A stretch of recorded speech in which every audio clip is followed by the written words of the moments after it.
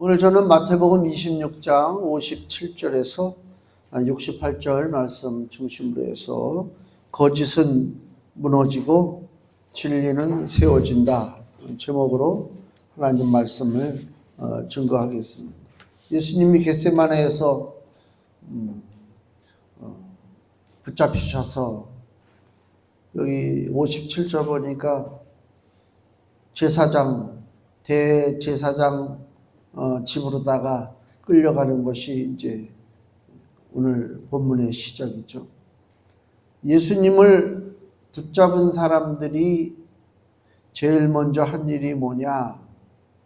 거짓 증인을 세우는 것입니다.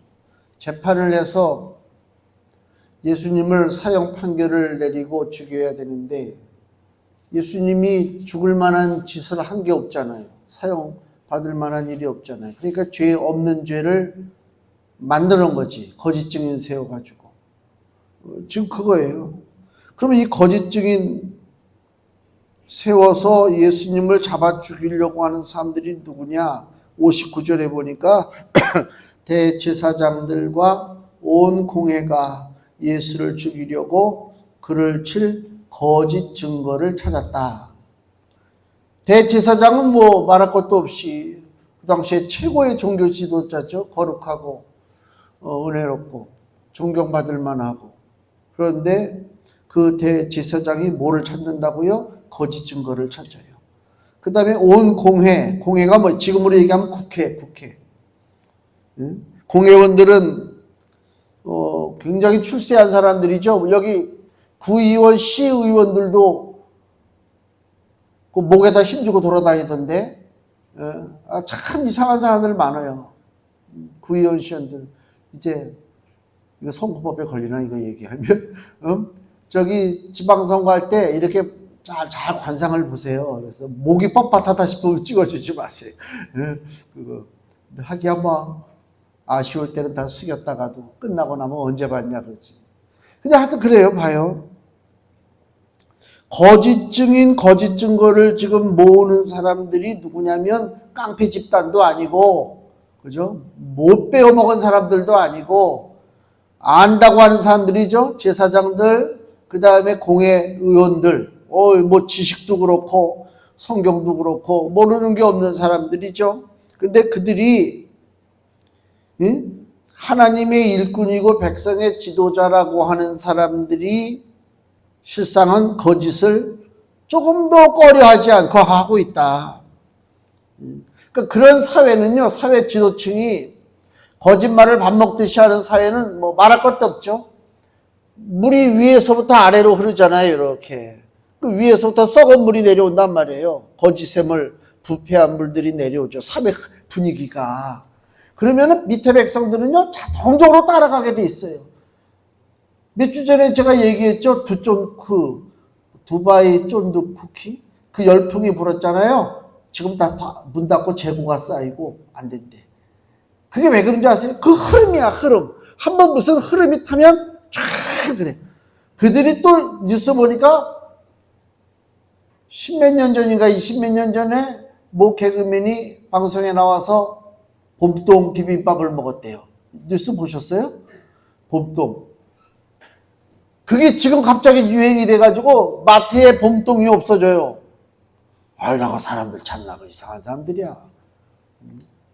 그 봄동 가격이 오르고 이게 뭐냐면요 흐름이 있어요. 흐름이 한 번 뭐가 이렇게 그 결정이 돼가지고 무슨 사건이 터지고 이슈가 나와서 흘러가기 시작하면 점점 커져. 그래가지고 유명한 연예인들이 자살을 하면 자살률이 높아져요. 그걸 따라서 자살을 해. 아이고 참. 그래 2000년 전에 하나님의 일꾼이요 백성의 지도자라고 하는 이 제사장들과 공회원들이 거짓말을 밥 먹듯이 할 때에 그 사회가 오죽하겠느냐. 뭐 이로 말할 수가 없죠. 그 부패한 거는 이로 말할 수가 없죠. 그러면 자기들끼리는 알잖아. 이게 거짓인지를. 하도 거짓이 넘치는 세상에 사니까 자기들끼리 만나면 누가 거짓말하면은 야 너 그거 거짓말했잖아. 그러면은 좀 부끄러운 게 있죠. 부끄럽고, 아유, 좀 어쩔 수 없어서 이렇게 좀 변명이라도 하는데, 이제는 대놓고 거짓말 하니까 서로 부끄러운 게 없어. 그런 시대가 됐단 말이에요. 그 당시에. 지금도 마찬가지지만. 그러니까 서로 거짓을 따라 살면서 부끄러움이 없는 세상이요. 그건 무슨 얘기냐면요. 하나님의 심판이 다가오고 있다 그 얘기예요. 죄악이 넘치잖아요. 죄악이 넘쳐. 이상하게 죄가 넘쳐. 우리나라 지금 뭐가 넘쳐요? 마약이 넘쳐. 옛날에 마약 천정국이었어요. 우리 무슨 마약을 해? 어림없는 소리지 진짜. 근데 지금은요. 아무나 다 마약을 해. 뉴스 보셨죠? 30대인가 20대 애가 포르쉐 몰고 가다가 추락하는 거. 대단한 거야 진짜. 그래도 살아나오는 거 보면 야 불굴에 참. 응? 지금 강남 일대는요. 강남 일대는 마약이 넘쳐난단 말이에요. 손을 안 대. 이게 문제거든요. 군대 마약이 없을 것 같아요. 아이고 군대도요. 노름이 유행해가지고 군인들이 요새 핸드폰 갖고 있다며 다들. 응? 핸드폰 갖고 노름하고 있대 지금 군대에서. 특수전사령관 하던 그 양반이 나와서 얘기하는데 뭐 대한민국이 뭐 방산 무기가 뛰어나고 뭐 굉장히 뭐 질이 좋고 그러면 뭐하냐 다루는 사람들이 다 병들었는데 그렇잖아요. 무기를 다루는 사람이 다 병들었다니까 정신 상태가. 우크라이나 전쟁 때 북한에서 군대를 파병했잖아요. 러시아를 돕는다고. 그때 우크라이나 군인들이 증언을 하는데 무섭다는 거야 북한 애들이. 응? 조금도 두려움 없이 뛰쳐나오는데 거기 감당이 안 돼. 그래가지고 거기서 우크라이나가 뒤로 후퇴하고 그런 거 아닙니까? 정신 상태가 이게 중요하단 말이야. 사회 흐름. 거짓과 부패와 죄악이 관영하는 사회는 하나님이 지금 초식에 재고 있는 거예요. 째깍째깍. 때가 언젠가. 우리가 정신 바짝 차려야 되는 거예요.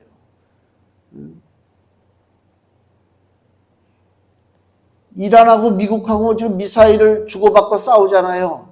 근데 이란이 미사일을 어디다 쐈어? 저기 두바이에다 쐈잖아요. 우리는 괜찮겠지. 우리야 우리는 평화고 그런 게 어딨어. 그렇잖아요.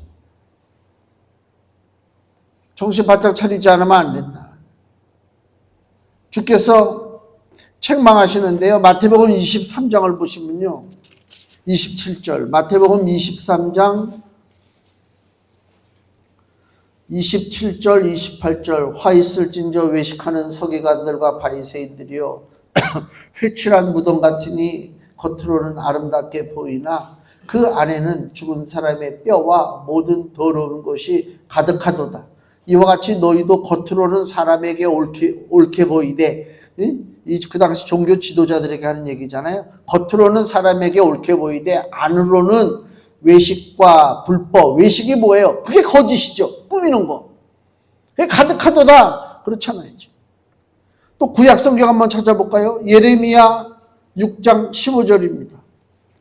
구약 성경 1060페이지.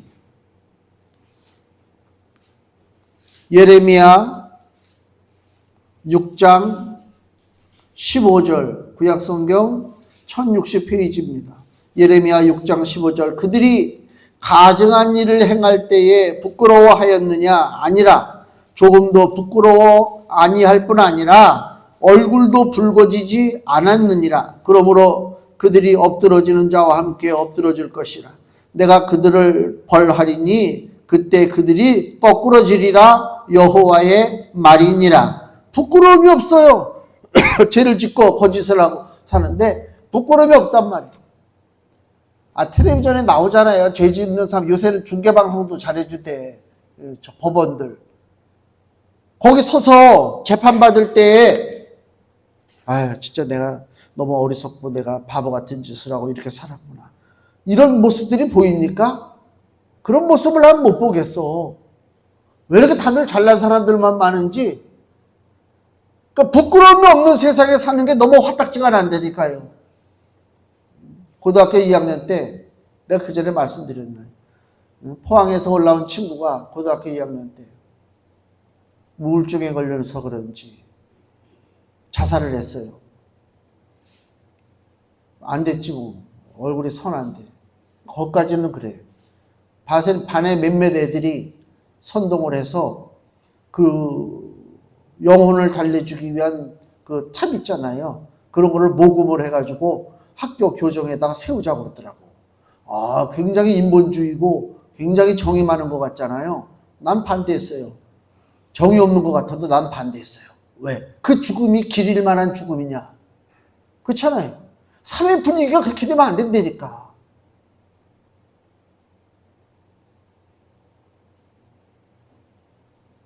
장래 미래를 위해서 경고하는 식으로 어떤 사건에 대한 기념비를 세우는 건 있을 수가 있지만, 필요 이상으로다가 추모하고 뭐하고 뭐를 세워서 분위기를 그렇게 몰아가면 사회가 어떻게 돼요? 다 초상집이 되는 거야. 그리고 자기들은 뭐 뒷구석에서 먹고 마시고 즐긴다니까. 그렇지 않습니까? 그게 거짓이 넘치는 거예요. 무슨 애통하는 것 같아도 실상은 나는 아니야. 나는 별개의 사람으로 살아가고 있다고. 이런 유산된 모습들을 내가 너무 많이 보고 있어요. 아우, 너무 화가 나. 너무 화가 나. 왜 그럼 인생들은 거짓의 옷을 입고 살면서도 부끄러워하지 않고 뻔뻔하게 거짓말 속에서 살아가고 있느냐? 예수님이 말씀했잖아요. 요한복음 8장 44절에 너희 아비가 거짓의 아비라, 이 마귀가. 요한복음 8장 44절에 너희는 너희 아비 마귀에게서 났으니, 마귀에게 속한 자라고 말해. 거짓말하는 것들이.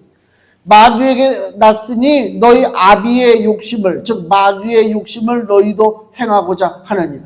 저는 처음부터 살인한 자요, 진리가 그 속에 없어요. 뭐가 없다고요? 진리가 없어요. 마귀에겐 진리가 없어요. 세상 사람들에겐 진리가 없어요. 진리가 없어요. 다 거짓이요. 그래서 저는 처음부터 살인한 자요, 진리가 그 속에 없으므로 진리에 서지 못하고 거짓을 말할 때마다 자기 것으로, 제 것으로 말하는 거예요. 거짓을 말하는데 어디서 빌려올 필요도 없어. 내 속에 이미 거짓이 자라나고 있으니까. 제 것으로 말하나니 이는 저가 거짓말장이요, 마귀가 거짓말장이요, 거짓의 아비가 되었다. 아비가 됐다는 얘기는 뭐예요? 자식이 있다는 얘기지. 그 자식이 누구냐고요? 이 땅에 거짓을 부끄러워하지 않고 살아가는 모든 자들이 마귀의 자식이다. 그러니까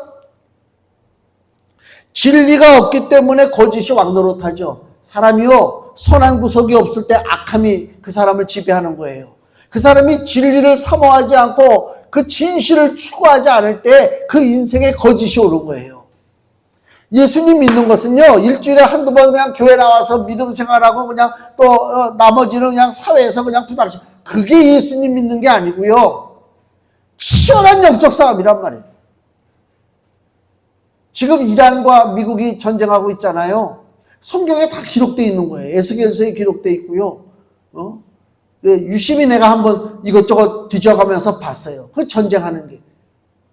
영원토록 원수야. 그 창세기 보니까 그런 말씀도 나오더라고요. 그 아브라함의 조카를 롯인가? 아브라함의 조카가 붙잡혀간 전쟁이 있죠. 그 5개국 왕이 쳐들어왔잖아요. 그 5개국 왕 중에 엘람왕이 있어요. 그돌라오멜이. 그 엘람이 바로 지금 이란이야. 그러니까 벌써 언제부터 이란과 이스라엘, 육신적인 사람과 영적인 사람과의 싸움이 벌써 창세기 때부터도 기록되는 거예요. 대단하죠. 누가 이겼어요? 아브라함이 이겼죠. 아브라함이 이겼어요. 그게 하나님의 법이요. 그러니까 영적인 거예요. 세계 정세 돌아가는 거는요, 참 영적이게. 왜 그러냐면 말세 때 전쟁 벌어질 때 북쪽에 있는 애들이 연합해서 쳐들어오거든요. 북쪽은 뭘 상징을 해요? 우리가 대한민국 입장에서 북쪽은 어디예요? 북한, 러시아, 중국이 다 북쪽이야. 어쩔 수가 없어요, 이게. 전 세계 1945년 2차 대전 끝나고 나서 유럽이라든가 아프리카라든가 뭐 이 전 세계가 공산주의 물결이 있었어요. 그죠? 다 공산혁명이 일어났어요. 당연히 북한도 공산주의가 됐잖아요. 근데 지금 공산주의가 돼가지고 세계를 시끄럽게 하는 데가 어디예요? 북한밖에 없어요. 대단하죠? 그게 김일성 그 집단이 똑똑하고 지혜로워서 그런 것이냐? 전 그렇다고 안 봐요. 걔들은 어리석은 바보들이에요. 근데 어떻게 그 집단이 수십 년 동안 다른 나라들은 다 멸망하고 무너져, 심지어 중국조차도 말은 공산주의지만은 실상은 자본주의를 받아들인 거 아닙니까? 개혁개방. 그래서 일어난 거예요. 등소평 때. 근데 북한만 안 받아들이고 안 변해. 근데 달라지지가 않아. 뭐가 있다고요? 그 뒤에 흑암의 세력이 있는 거예요. 마지막 싸움을 위한. 진리가 없기 때문에 거짓이 왕노릇하는 거예요.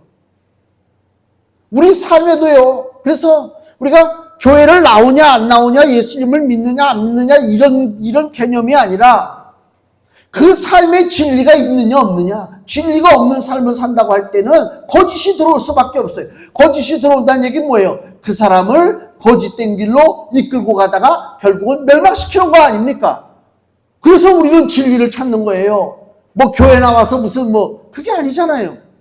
교회 안 다녀도 더 잘 살고 잘 먹고 즐기는 사람들이 많죠. 근데 우리가 그거를 부러워하지 않습니다. 왜? 그 인생의 결국을 보라는 거예요. 진리가 없는 인생, 거짓으로 끌려가는 인생. 우리 삶에, 내 주변에, 내 인생에 마귀가 접근하는지 접근 안 하는지를 살펴봐야 돼. 내 인생에. 너희 대적마귀가 우는 사자같이 들어다니며 삼킬 자를 찾나니 그 대적마귀를 우리가 어떻게 물리쳐야 되느냐? 너희는 믿음을 굳게 하여 저를 대적하라 그랬어요. 믿음을 굳게 하는 게 뭡니까? 믿음이라고 하는 내 인생의 나무가 있는데 이 믿음의 나무를 어떻게 해야 이게 흔들리지 않고 뿌리를 잘 내리게 하느냐? 비료를 줘야 돼. 비료. 믿음의 나무에다가. 그 비료가 뭐예요? 진리의 말씀이에요. 하나님의 말씀을 주는 거예요. 말씀을 붙잡고 나가야 돼요. 말씀이 모자라면요. 보세요. 이단들, 통일교라든가 신천지라든가 각종 여호와의 증인이라든가 보면 걔네들이 하는 행태가 비도덕적이죠. 반사회적이에요. 통일교, 신천지. 그러잖아요. 야, 우리 교파를 좀 교세를 늘리기 위해서 무슨 법적으로다가 무슨 일이 있어? 그래? 그러면 우리 기도하자. 이게 아니고 어떡하자? 야, 저 좋은 시계 좀 가져와봐. 몇 천만 원짜리. 그래서 누굴 만나서 주고. 이거 아닙니까? 방법이 뭐예요? 자기 딴에는 자기들도 하나님 찾고 예수님이 찾는데 일하는 방식은 무슨 방식? 세상 방식, 마귀 방식이요. 왜? 진리가 없으니까. 응? 진리가 이기는 거예요. 그래서 우리가 예수님을 바라보고 예수께서 말씀하신 십자가 복음의 진리를 붙잡고 사는 거란 말입니다. 그러니까 마귀를 대적할 때 진리가 아니고서는 마귀와 싸워서 이길 방법이 없어요. 여기 보세요. 대제사장과 공회의원들 보세요. 그들이 돈이 없어요. 권력이 없어요. 지식이 없어요. 근데 지금 무슨 짓을 해요? 거짓의 아비의 자식이 됐다 그거예요. 이란에 37년 동안 종교 지도자로 존경을 받았는지 하여튼 그 사람이 있잖아요. 하메네이인가 이번에 복사해서 죽었는데 그 사람 재산이 유럽의 은행들 전 세계 은행 비밀 계좌에 수백조의 재산이 있대요. 아니 거룩한 성직자로 사는 사람이 돈이 뭐가 필요할까? 난 그 생각이 들어요. 그렇잖아요. 그 욕심이라는 건 이로 말할 수가 없어요. 욕심이라는 거예요. 근데 그게 그 하메네이 한 사람에 대한 게 아니라 대한민국도 똑같아요. 대한민국도 목사님들 통장을 다 한번 갖고 오라고 그래. 얼마가 들어있나. 그게 정답이거든. 그게 정답이란 말이에요. 다른 거 필요 없어요. 요한 웨슬레가 그랬어요. 주머니가 깨끗해야 그 사람의 믿음이 산다. 믿음이 바른 믿음이다. 주머니가 깨끗해야 돼. 거짓이 넘쳐나도요 뻔뻔하단 말이에요. 지금 이 세상이. 베드로가 고백한 말씀이 참 마음에 와닿아요.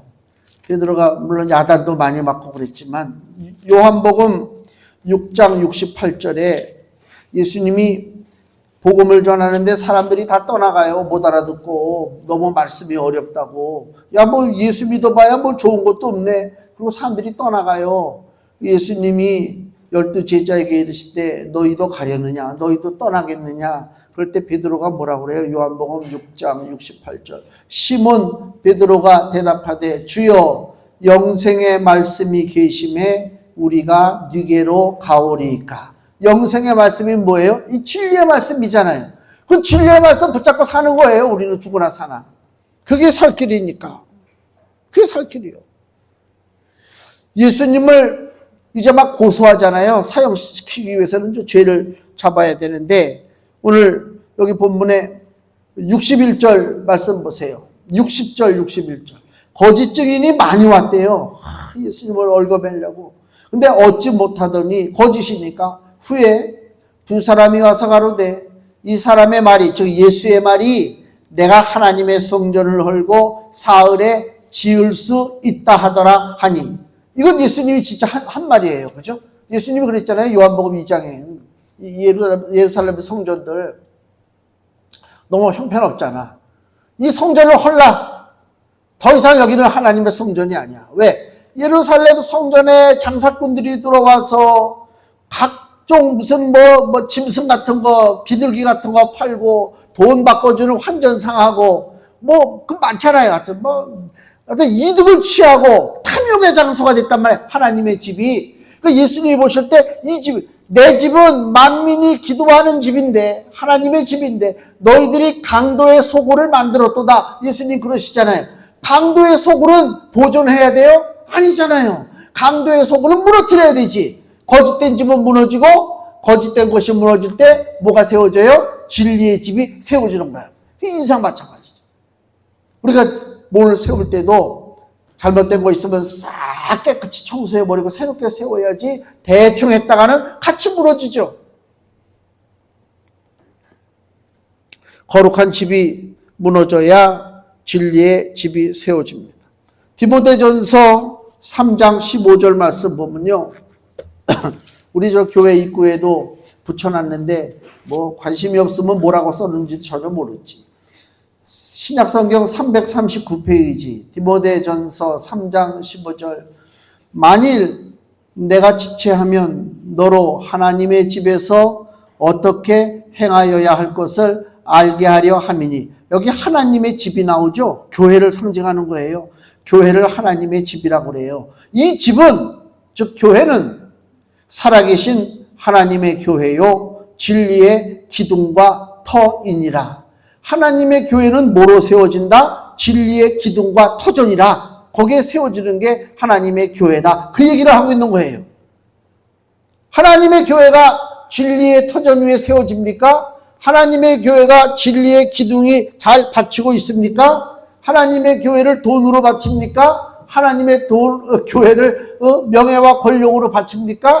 스스로 물어보면 알지. 교회를 강하고 거룩하게 또 깨끗하게 하는 것은 진리밖에 없어요. 근데 오늘 지금 대제사장의 집에서 벌어지는 일들을 바라볼 때에 진리는 사라지고, 그죠? 어둠, 거짓이 넘쳐나는 시대가 됐단 말이에요.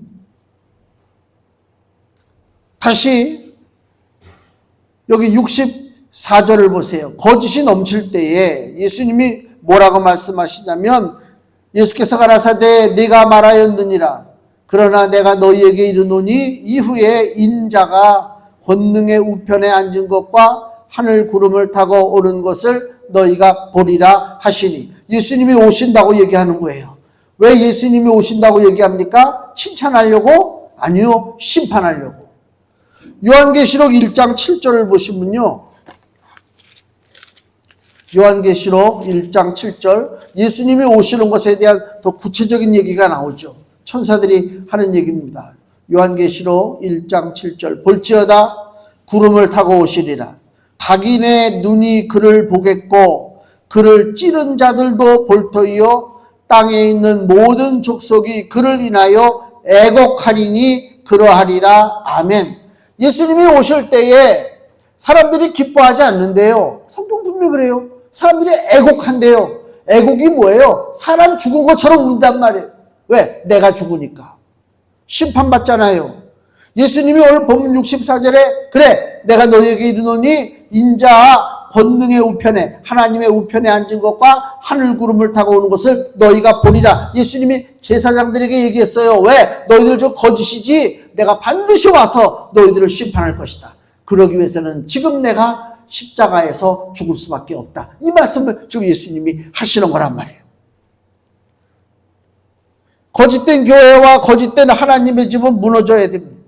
근데 그런 말을 하니까 65절 무슨 반응이 나와요? 대제사장이 자기 옷을 찢으며 가로되 저가 참남한 즉 신성모독의 말을 하였다. 왜? 예수가 자기가 하나님이라고 얘기했으니까. 신성모독 참남한 말을 하였으니 어찌 더 증인을 요구하리요? 보라 너희가 지금 이 참남한 말을 들었도다 하고 대제사장이 어떻게 했다고요? 자기 옷을 찢는단 말이에요. 예수가 신성모독했다고. 아니 성전에서 하나님 계신 거룩한 집에서 장사꾼들이 장사하도록 허가한 게 누군데 신성모독은 지가 해놓고 이제 와서 예수님 보고 신성모독이라고 그래? 응? 옷을 찢잖아요. 이걸 읽으면서 뭐가 생각나냐면 우리 한국 사회에서 다른 나라는 모르겠어요. 우리 한국 사회에서 무슨 일이 있으면 우리는 어떻게 해요? 옷을 찢지 않고 어떻게 해요? 머리를 밀어버리죠. 머리 밀잖아요. 머리 삭발투쟁하잖아. 난 삭발투쟁한다고 앉아가지고 탁 하는 사람 보면요. 나도 밀어야 되겠다. 이런 마음이 드는 게 아니고 제가 괜한 짓 하고 있구나. 그래서 대한민국에서 삭발투쟁은 뭐냐? 쇼란 말, 쇼. 그렇잖아요. 이 삭발이 됐든 옷을 찢는 것이 됐든 간에 뭐가 돼야 되냐면 진실한 내 마음을 표현하면 돼요. 그건 진짜야. 진실을 알아줘요. 내가 머리를 밀지 않아도 내가 금식을 하지 않아도 진실함은 알아준다고 사람들이. 진실하지 못하니까 금식하고 진실하지 못하니까 옷을 찢고 진실하지 못하니까 머리를 깎는 거예요. 그게 중요하단 말이에요. 그러니까 옷을 찢는 경우는 회개할 때 옷을 찢죠. 회개할 때 옷을 찢죠. 슬플 때 옷을 찢죠. 다윗이 사무엘하 1장을 보니까 그 사울왕과 그 사울의 아들들이 한날 한시에 블레셋 사람에게 죽임을 당하는 게 나오죠. 다윗이 그 소식을 들었어요. 사울과 그 아들들이 자기의 친한 친구 요나단이 죽었다는 얘기를 들었어요. 그때 다윗이 어떻게 행동을 해요? 자기 옷을 찢어요. 그게 슬픔의 표시요. 마음을 찢는 거예요. 내 마음에 애통하는 마음, 표현할 길이 없어. 마음을 찢을 수가 없으니까 옷이라도 찢는 거예요. 이 간절한 심령으로 지금 하는 거거든요. 근데 여기 대제사장이 그렇게 간절한 심령으로 그랬느냐? 그게 아니잖아요. 또 바울과 바나바도 사도행전 14장에 보면 그 루스드라에서 그 날 때부터 안진뱅이 된 사람을 바울과 바나바가 고치는 장면이 나와요. 루스드라에 안진뱅이가 일어났잖아요. 사람들이 놀라가지고 바울과 바나바를 새로운 신이 나타났다. 그래서 막 섬기려고 그러잖아요.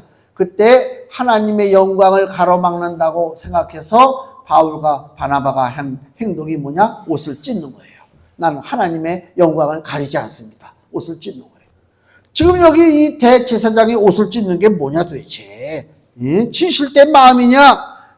거짓된 증인들을 불러놓고 진실된 마음으로 옷을 찢습니까? 그렇지 않잖아요. 요엘서 2장 13절에 보니까 너희는 옷을 찢지 말고 마음을 찢고 너희 하나님 여호와께로 돌아올지어다. 그랬습니다. 쇼하지 말라는 것입니다. 사람들은 쇼하는 걸 좋아하지만 하나님은 속의 마음을 살피시잖아요. 그래서 하나님 앞에는 애시당초 쇼할 생각을 할 필요가 없다. 무슨 형사 찾고 절차 찾고 막 이러잖아요. 그렇게 하면 안 돼. 그렇게 하면 안 돼. 간단하게 해야 된단 말이에요. 위선과 가짜의 삶이 우리 삶 속에 넘쳐납니다. 넘쳐나요.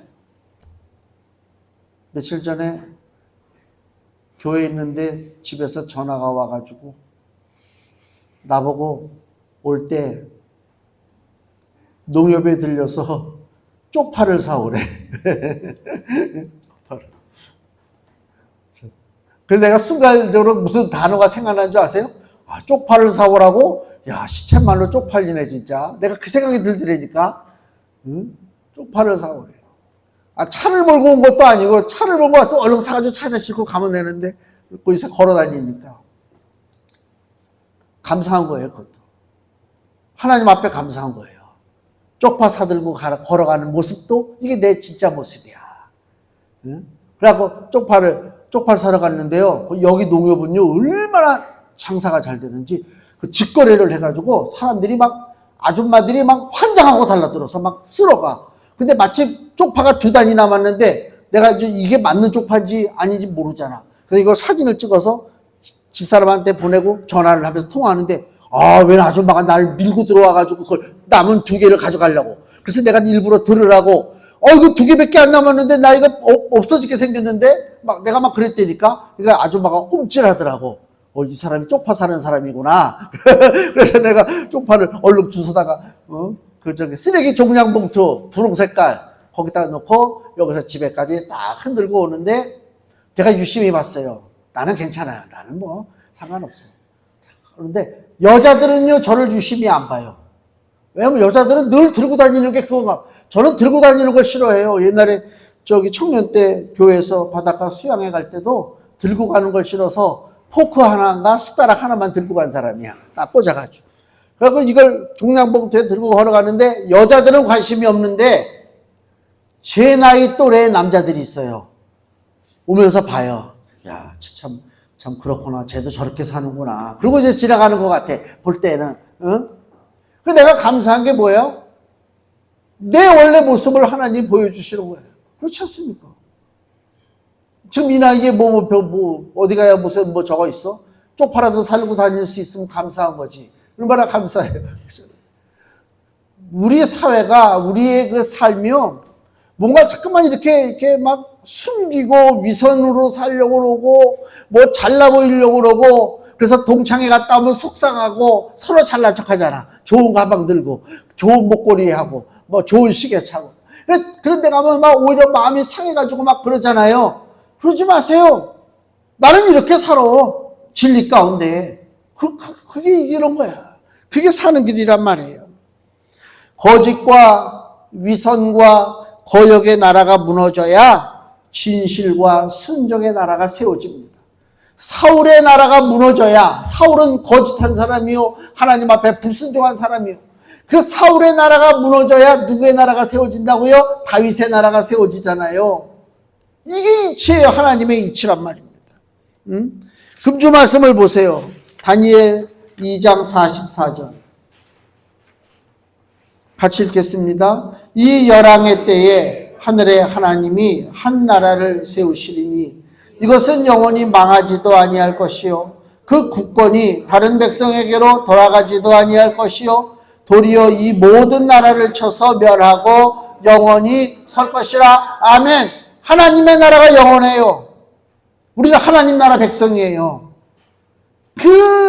우리가 그 러시아 우크라이나 전쟁을 봤지만 약한 나라의 백성들이 얼마나 고통을 당해요. 그죠?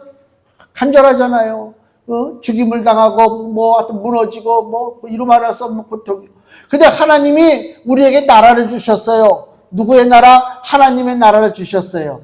이건 누구도 무너뜨리지 못하는 나라예요. 그러니까 우리는 얼마나 자부심이 있어요. 하나님 나라의 여권을 우리가 지금 갖고 산다니까.